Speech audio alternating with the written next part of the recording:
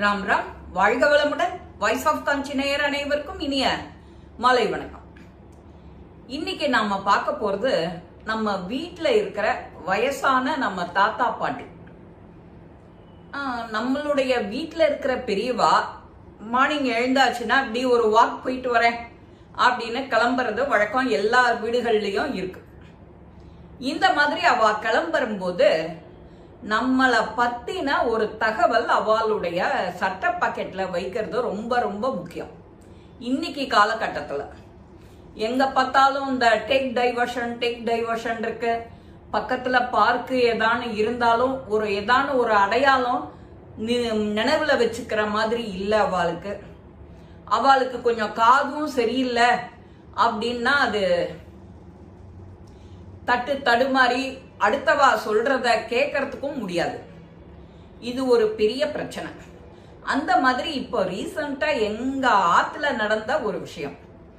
தாத்தா பாட்டி 2 பேரும் வாக்கிங் போயிட்டு இருக்கா கார்த்தால. என்னடி கண்ணு இன்னைக்கு என்ன வேணும் சமையலுக்கு, என்ன வாங்கிட்டு வரட்டும்னு கேட்கறா. எப்போதும் அது வாங்கிட்டு வர வழக்கம் வாக்கிங் போயிட்டு வரும்போது. கீரை கட்டும் இதுவும் வாங்கிட்டு வாங்கோ அப்படின்னு சொன்னேன். அதுக்கு சரி ஓகே அப்படின்ட்டான். வரும்போது பேரம் பேத்திகளுக்கு வேணுங்கிற மாதிரி பழங்கள் வாங்குவா. அதுவும் அந்த பாட்டிக்கு கொஞ்சம் காது சரியில்லை. பாட்டிக்கு வயசோ 85, தாத்தாவுக்கு 87 88. அந்த காலத்துல 2 வயசு 3 வயசு தான் வித்தியாசம். நடுப்புற ஒரு காலகட்டம் 10 வயசு வித்தியாசத்துல கல்யாணம். அந்த காலத்துலயும் அது இருந்தது. ஒரு சில பேருக்கு அது கிடைக்கும், ஒரு சில பேருக்கு மாட்டிக்க மாட்டான். இந்த மாதிரி ஒரு சமயத்துல அவ என்ன பண்றா அப்படின்னா, எனக்கு வேணுங்கிற சாமான வாங்கிட்டு வந்துருவா. அவளுக்கு வாக்கிங் ரெகுலர் ஒரு 1 hour டைம். கார்த்தால எழுந்தோம், காஃபி குடிச்சோம் அப்படின்னு சொல்லிட்டு இறங்கி கிளம்பி போயிடுவா. நான் ஸ்வெட்டருக்குள்ள அவளுக்கு என்ன வேணுங்கிற மாதிரி துணி போட்டுக்கணுமோ அதை போட்டுண்டு சேஃப்டி பண்ணிட்டு போவா. அந்த மாதிரி போயிட்டு ஒரு தடவை என்ன ஆச்சு, பாட்டிய ஒரு பக்கம் ஃபுல்லா முடிச்சுட்டு இங்க இருந்து ஒரு 10 தப்படி தான் நீ ஆத்துக்கு போ, நான் இன்னொரு ½ an hour சுத்திட்டு வரேன் அப்படின்னு சொல்லிட்டு தாத்தா கிளம்பிட்டேன். இந்த பாட்டி எதிர்த்தாப்புல இந்த பழத்தையும் வாங்கிட்டு வருவோன்னு கொஞ்சம் ரோட கிராஸ் பண்ணி போயிருக்கா. போயிட்டு அந்த பழத்தெல்லாம் வாங்கிட்டு வரா. அவளுக்கு மனசுல என்ன ஐடியா அடையாளம் வச்சுட்டாலோ அது மாறி போய் இன்னொரு 20 அடி தள்ளி வேற காம்பவுண்ட் குவார்டர்ஸ் ஏரியாவுக்கு போயிட்டான். இது எந்த மாதிரி இதுன்னா, ஒரு பிளாட் அப்பார்ட்மெண்ட்ல இப்ப புதுசா கட்டியிருக்கிற இடத்துல, அந்த மாதிரி கட்டியிருக்கிற இடத்துல போய் மாட்டினுட்டா திரும்ப வரத்துக்கு வழி தெரியல. அவளும் யோசிச்சு பாக்குறா. அந்த பாட்டிக்கு காது ஏற்கனவே கேட்காது. அந்த இப்படிப்பட்ட இக்கட்டான சூழ்நிலையிலையும் கொஞ்சம் கூட பயம் இல்லாம ஆக்ஷன்ல என்னமோ சொல்லி எல்லார்கிட்டையும் பேசுறா. யாருக்கும் சொல்ல தெரியல. என் பையன் ஆர்மியில இருக்கான், என் பையன் போலீஸ்ல இருக்கான், என் பையன் ஆர்மியில இருக்கான், கொண்டு போய் விட்டுருவா வாத்துல அப்படின்னு யாருக்கும் புரியல. உடனே இன்னும் 2 நல்ல மனுஷா என்ன பண்ணிட்டா, இந்த பாட்டிய மெதுவா போலீஸ் ஸ்டேஷன்ல கொண்டு போய் உட்காத்தி வச்சுட்டா. உன்னோட அங்க அடையாளம்லாம் சொல்லிட்டு யாரானு வந்தா போன் நம்பர் வெரிஃபிகேஷன் பண்ணிட்டு இந்த பாட்டியை அனுப்புன்னு சொல்லிட்டு இவ கொண்டு போய் போலீஸ் ஸ்டேஷன்ல விட்டுடுறான். வீட்டுக்கு தாத்தா ரிட்டர்ன் ஆகி வந்தோடனே அவ பாட்டி இன்னும் வரல, நான் 1/2 மணி முன்னாடியே அவ கிளம்பி ஆத்துக்கு வந்திருக்கணுமே அப்படின்னு அவர் கேட்க, இங்க இன்னும் காணுமேன்னு வீட்டுல இருக்கிறவா பதறான். ஏன்னா வீடுல கார்த்தால எல்லாரும் ஆபீஸ் ஸ்கூல் போயாகணும், டிஃபன் கலையபுரம் ஓடின்னு இருக்கோம். இத்தனைக்கு நடுப்புற இந்த கலையபுரமும் சேர்ந்துடும். எல்லாம் அவாவா யோசிக்கிறா. இப்ப வந்திருக்கணுமே பாட்டி, இந்த பழக்காரன் அந்த பழக்காரன் போறவன் வரவன் வாசல்ல இறங்கி எல்லார பக்கமும் நெடுக தேடுறா. இன்னும் கொஞ்சம் டென்ஷன் அதிகமாச்சு. ஊர்ல இருக்கிற தன்னோட அண்ணாக்கு போன் பண்றார். அவர் மிலிட்டரி ஆபீசர். அவர் இப்போ ரிட்டையர்மெண்ட் ஸ்டேஜ்ல இருக்கார்.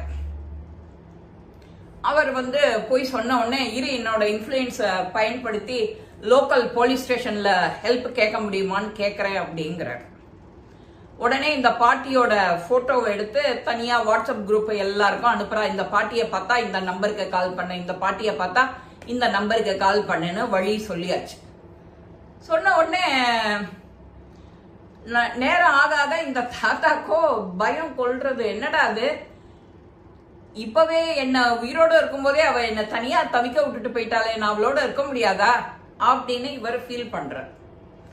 எல்லாரும் ஆளாளுக்கு அவரை சமாதானப்படுத்திட்டு, இருப்பா கொஞ்சம் பொறுமையா இருப்பா, எங்களை கொஞ்சம் டென்ஷன் படுத்தாதப்பா, நீ கொஞ்சம் ஒத்துழைக்க, என்கிட்ட கொஞ்சம் ஒத்துழைச்சு கொடுத்தேன்னா நாங்க கொஞ்சம் ஃப்ரீயா தேடுவோம் அப்படின்னு சொல்லிட்டு எல்லாரும் அவாவா பர்மிஷன் லீவு போன்றதை போட்டுவிட்டு நியூஸ் பறக்கிறதே எல்லா இடமும். அதுக்குள்ளார அவர் அண்ணாக்கும் ஃபோன் பண்ணி சொல்லிட்டா அவரும் ஸ்டெப் எடுக்கிறார். என்ன எடுக்கிறாருன்னா, இது என்னோட அம்மா ஜஸ்ட் இப்போ ஒரு 1/2 hour முன்னாடி மிஸ்ஸிங் சென்னையில, நீங்க அதை பார்த்து எந்த ஏரியா எந்த லொக்காலிட்டின்னு பார்த்துட்டு எனக்கு கொஞ்சம் மெசேஜ் பாஸ் பண்ணுங்க அப்படிங்கிறார். எல்லாம் டக்கு டக்கு டக்கு டக்கு டக்குன்னு வேலையாருது. போனா அங்க ஒரு நியூஸ் பேப்பர்ல அந்த இது ஒரு போன்ல வருது, அந்த ஒரு போலீஸ் ஸ்டேஷன்ல வந்த உடனே இந்த டீ கடைக்காரன் வந்து எதிர்த்தாப்புல இருக்கிற டீ கடைக்காரன், பையா பையா இங்க பாரு அப்படின்னு சொல்லிட்டு அந்த போனையும் எடுத்துட்டு வந்து இந்த பாட்டியையும் காட்டுறான். ஆமா இவங்க தான் அவங்க அப்படின்னு சொல்லி அவங்க பாட்டி இருக்கிற இடத்த முதல்ல இந்த போன் நம்பருக்கு அஞ்சல் பண்றான். பாட்டி இங்க தான் இருக்கா, பத்திரமா இருக்கா, நீ முதல்ல வந்து என்ன கான்டாக்ட் பண்ணி என்ன இங்க அழைச்சிட்டு போ, அவங்களோட ஆதாரங்கள் எல்லாம் என்கிட்ட காட்டு, நான் நம்பணும் இல்லையா அப்படின்னு. சரின்னு இவ டென்ஷன் ஆகாம எல்லாத்தையும் சேகரிச்சு எடுத்துட்டு போறா. போய் அந்த பாட்டிய அழைச்சிட்டு வரா ஆட்டோல அழைச்சிட்டு வந்தோடனே பாட்டிக்கு அப்படியே மூச்சு நின்னு போயிடுத்து. இவாளை பார்த்த உடனே அந்த பக்தி சந்தோஷம் அப்படியே ஓடி வந்து அணைச்சுக்கிறா நாட்டு பொண்ண. என்னம்மா இப்படி பண்ணிட்டியே அப்படிங்கிறா அந்த பொண்ணு. இனிமே பண்ண மாட்டேன்டி அப்படின்னு சொல்லிட்டு முதல் வேலையா வீட்டுக்கு வந்த உடனே என்ன பண்றா, பாட்டியோட பேரு, பாட்டியோட மொபைல் என்ன, வீட்டு அட்ரஸ், தன்னோட கேர்டேக்கர் யாரு, அவளோட மொபைல் நம்பர் 1க்கு 2 அந்த பாட்டி பையில 1, தாத்தா பையில 1, போன் பையில 1, மார்க்கெட் பையில 1, இந்த மாதிரி ஒரு 4-5 இடத்துல போட்டு விடுறான். போட்டுட்டு போனு நீ எடுத்துக்கிறியா வேண்டாமாங்கிறது அவளுடைய விருப்பம்னு சொல்லிட்டு போன்லயும் அதை ஸ்டோர் பண்ணி வைக்கிறான். இப்படியாக அந்த தாத்தா பாட்டியோட கார்த்தால நேரம் அப்படி ஒரு டென்ஷனான டைமா ஆயிடுத்து. என்னைக்கு அப்படின்னா இப்ப இந்த ரீசெண்டா பொங்கல் அன்னைக்கு தான். ஒருத்தர் மஞ்சள் கிழங்கு வாங்க போறேங்கிறா, ஒருத்தர் கரும்பு வாங்க போறேங்கிறா, ஒருத்தர் பழம் வாங்க போறேங்கிறா. ஆக மொத்தம் சாமா எதுவும் வீடு வந்து சேரல, பண்டிகை வரப்போறது, இந்த கலேபரம் தான் ஓடிட்டு இருக்கு. அதனால நாமளும் வீட்டுல இருக்கிற பெரியவா எங்கேயானு தனியா போறேன், வெளியில வாக்கிங் போறேன், ஃப்ரெண்ட்ஸோட சுத்திட்டு வரேன் அப்படின்னு சொன்னா தயவு செய்து இந்த குறிப்புகள் அடங்கிய ஒரு சின்ன பாக்கெட் டைரி மாதிரி ஒண்ணு இருக்கணும். அவ பாக்கெட்ல ஒரு 100 இல்ல 500 எமர்ஜென்சிக்கு காசு, அவளுடைய பேரு, ஊரு, அட்ரஸ், அவளை பத்தின அட்ரஸ் ஒண்ணு, யாரு அவ கான்டாக்ட் பண்ணணுமோ அவளுடைய அட்ரஸ், இது கண்டிப்பா எல்லாருடைய பாக்கெட்லயும் இருக்கணும், எப்பவுமே இருக்கணும். நம்ம மொபைல்ல இன்கேஸ் ஆஃப் எமர்ஜென்சின்னு ஒரு நம்பர் ஸ்டோர் பண்ணுவோம். நமக்கு ஏதான ஒண்ணு ஆச்சுன்னா என்ன எமர்ஜென்சினாலும் அந்த நம்பருக்கு போன் போகும். அது ஆல்மோஸ்ட் ஒய்ஃப் தான். ஒய்ஃப் மொபைலா இருந்தா கணவனோடது இருக்கும், கணவன் மொபைலா இருந்தா ஒய்ஃப் இருக்கும். இன் கேஸ் ஆஃப் எமர்ஜென்சி ஐசிஇனே போட்டு ஸ்டோர் பண்ணுங்க. ஒய்ஃப், மை ஹப்பி அந்த மாதிரி எல்லாம் ஸ்டோர் பண்ணாம ஐசிஇ போட்டு பிராக்கெட்ல பேரை போடுங்க. இந்த மாதிரி போட்டாக்கதான் இந்த காலத்துல நமக்கு அது தக்க சமயத்துல உதவி கிடைக்கும். இந்த பதிவு உங்க எல்லாருக்குமே பிடிச்சிருக்கும். இது இன்றியமையாத பதிவு. லைக் பண்ணுங்க, ஷேர் பண்ணுங்க, பெல் பட்டனை கிளிக் பண்ணுங்க, சப்ஸ்கிரைப் பண்ணுங்க, கமெண்ட்ஸ் பாக்ஸ்ல கமெண்ட்ஸ் போடுங்க. ஸ்ரீ மகாபிரிவா திருவடிகளே சரணம். நல்லதே நடக்கும். ஆனந்தமா இருப்போம் நண்பர்களே. வாழ்க வளமுடன்.